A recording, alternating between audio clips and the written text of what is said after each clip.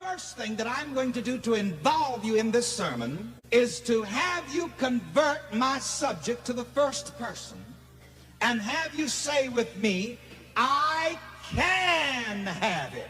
And I want you to point to yourself as you say this. Together, everybody.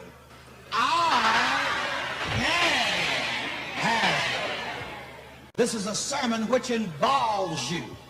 It's not just nice platitudes that I give you. You know, that good book, the Bible, declares that by your words you shall be justified, and by your words you shall be condemned. What does that mean? By your words you shall be rewarded, and by your words you shall be punished. It's important what you say in your heart. These are the words that I want you to say with me in a moment. No one can tell me what I can't have. Come on. No one can tell me what I can't have. Now, this may seem like nonsense to some people, but let me explain what I'm doing. I'm helping you to deposit this positive idea in your subconscious mind. This helps to embed this positive idea in your subconscious mind more firmly. Because here again the Bible says, as a man thinks, so is he. As a man thinks of himself, so is he. You see, this is another secret.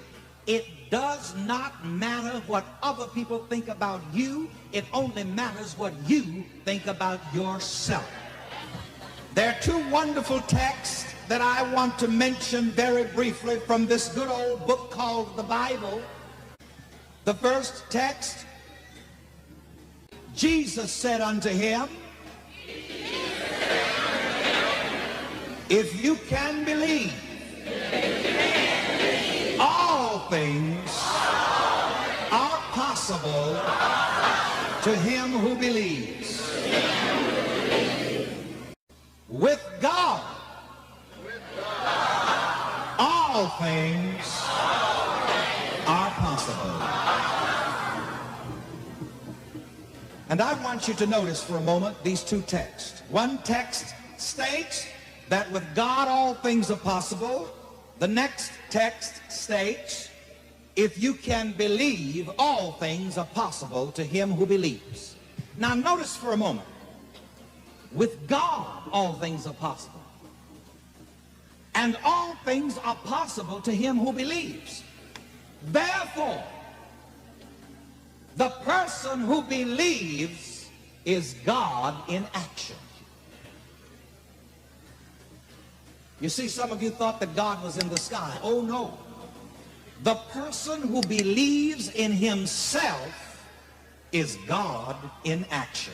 And I want to give you a personal affirmation concerning this. Will you point to yourself and say with me, when I believe, I am God in action. Together, when I believe, I am God in action.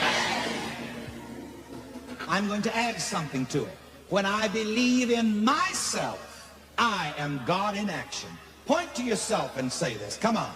When I believe, I am God in action. Now, aren't you glad you know who God is? Some of you never knew that. Isn't it wonderful to know that? Here again, this is what the mastermind Jesus meant when he said, you shall know the truth, and the truth shall make you free.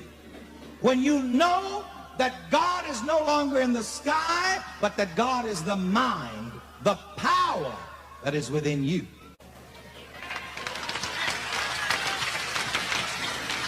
You see, here in this philosophy, which we call the science of living, we have no outer gods, but rather the inner God, which is in every man. And we devote ourselves to the ministry of pointing out to every man the presence of God within himself. Now, the person who believes in himself is God in action, and all things are possible to him. You can have the good you desire if you believe in yourself. And so I want you to shout with me again affirmatively, I can have the good that I desire. I can have the good that I desire.